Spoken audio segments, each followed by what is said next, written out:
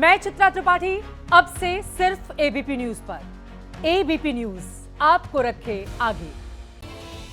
तो बाबा सिद्दीकी पर कुल 5 राउंड फायर हुआ था, जिसमें से 3 गोलियां उनको लगी। इनमें से 2 गोलियां उनके सीने में लगी और एक गोली पैर में लगी थी। लीलावती अस्पताल के डॉक्टर नीरज उत्तामनी ने कहा कि उन्हें 12 अक्टूबर को रात 9:30 बजे एनएचआरसी इमरजेंसी में लाया गया। उनकी हालत बेहद खराब थी, उनकी पल्स नहीं चल रही थी, दिल की धड़कनें बंद हो चुकी थी, खून बहुत ज्यादा बह गया था। उन्हें तुरंत आईसीयू में शिफ्ट किया गया। उन्हें होश में लाने के लिए तमाम कोशिशें की गई, लेकिन हम उन्हें होश में नहीं ला पाए और 11:27 पर उन्हें मृत घोषित कर दिया गया।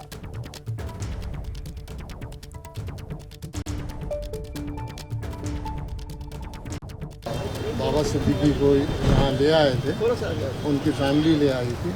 लाने के बाद जब उन्हें नीचे इमरजेंसी में हम लोग लेते गए, उस वक्त उनका पल्स रिकॉर्डेबल नहीं था, ना बीपी रिकॉर्डेबल था और ना ईसीजी, हार्ट पल्स रेट्स कुछ नहीं था। ईसीजी निकाले तो वो फ्लैट लाइन था। लेकिन चूँकि हमारी ट्रेनिंग ऐसी रहती है कि कोई भी ऐसा आ जाए तो उसको पहले रिससिटेट करना चाहिए, तो वो हमने कोशिश की। और वो इंटेंसिव केयर के डॉक्टर्स थे, कैजुअल्टी के डॉक्टर्स थे। ये लोग ने बहुत प्रयत्न किया और कोशिश की, लेकिन उनका पल्स रेट वापस नहीं आया।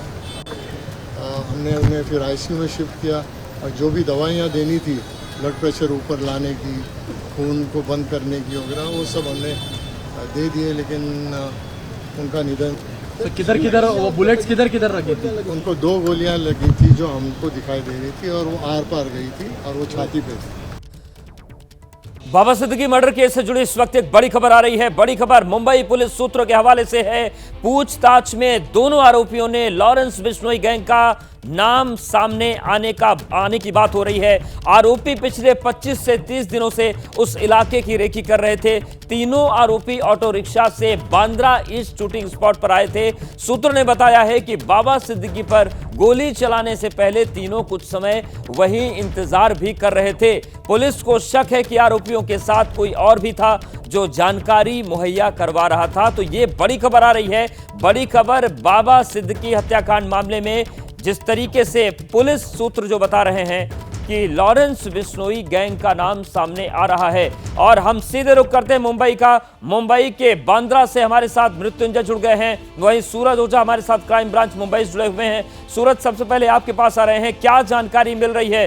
पूरी रात जो पूछताछ की थी, क्या बातें निकलकर सामने आ रही हैं?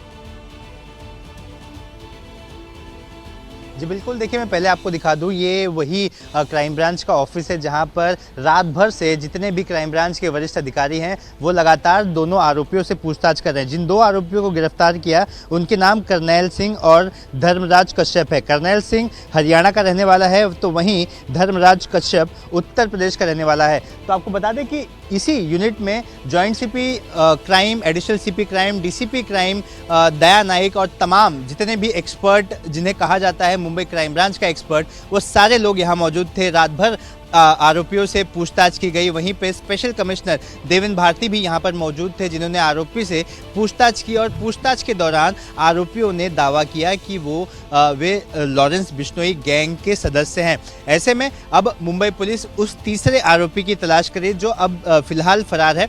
वहीं पर पुलिस को एक और जानकारी मिली है कि इन तीनों आरोपियों को कोई एक चौथा है जो इंस्ट्रक्शन दे रहा था।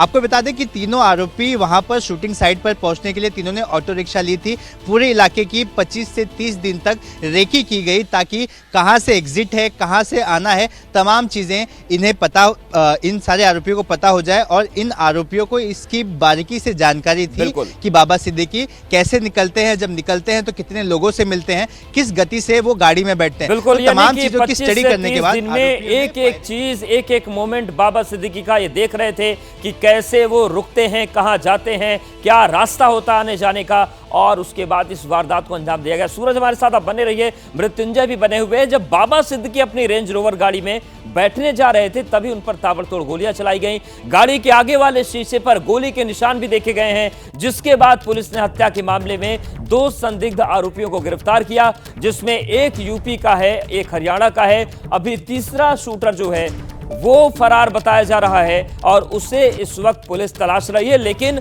अब ये बात भी निकलकर सामने आ रही कि कोई चौथा भी था जो लगातार इन्हें इंस्ट्रक्शन दे रहा था, इनकी मदद कर रहा था। तो अपनी रेंज रोवर में जब बैठने जा रहे थे बाबा सिद्दीकी, उसी वक्त इस पूरी घटना को अंजाम दिया गया।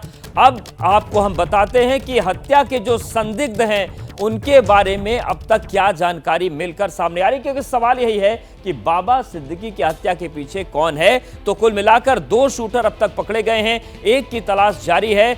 और जो बाबा सिद्दीकी के संदिग्ध आरोपी हैं, देखिए एक आरोपी फरार चल रहा है और 2 आरोपियों को गिरफ्तार किया गया है, जिसमें एक कर्नैल है, एक धर्मराज है और एक हरियाणा से है, एक उत्तर प्रदेश से है। लेकिन तीसरे आरोपी के बारे में लगातार पूछताछ चल रही है और उसके बाद उसको पकड़ने की कोशिशें भी लगातार जारी हैं। मृत्युंजय हमारे साथ बने हुए हैं बांद्रा से। बांद्रा ही वो इलाका है जहां पर इस बड़ी घटना को अंजाम दिया गया।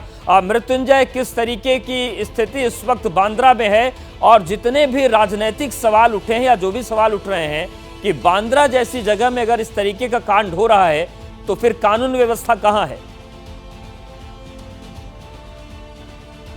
बिल्कुल सही बात कही आपने। मुंबई के बांद्रा इलाके में, वो भी एक ऐसी सड़क पर जो बहुत व्यस्त सड़क हो और जहां पर धार्मिक कार्यक्रम चल रहे हो, दशहरा का कार्यक्रम चल रहे हो, ऐसी जगह पर अगर खुलेआम फायरिंग हो तो कहीं ना कहीं सवालिया निशान खड़े होते हैं। तस्वीर दिखाना चाहूँगा, ये जो सड़क आपको सामने नज़र आ रही है, ये सड़क सीधे जाती है हाईवे की ओर। मुश्किल से 150 मीटर के पास में हाईवे शुरू हो जाता है और हाईवे से दाहिने लेते ही आप बाबा सिद्दीकी अपने घर की तरफ चले जाते हैं। लेकिन जहाँ ये सड़क मुख्य हाईवे से जुड़ती है, उसी के पास यहाँ बाईं तरफ जब गाड़ी पहुंची तो यहाँ पर फायरिंग की गई। ये देखिए, इस परिसर को घेर कर रखा गया है।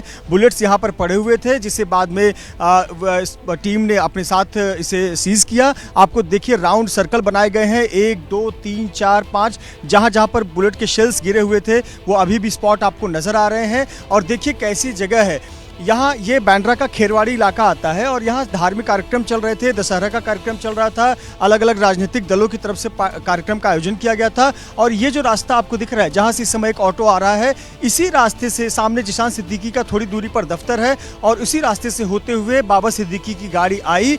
और चूंकि त्योहार का दिन था, सड़क पर काफ़ी ज़्यादा भीड़ थी और यहाँ ट्रैफिक लगा हुआ था, इसीलिए गाड़ी की रफ्तार उतनी तेज नहीं थी। और जो शूटर्स थे, शूटर्स काफ़ी पहले से इस स्पॉट पर इंतज़ार कर रहे थे।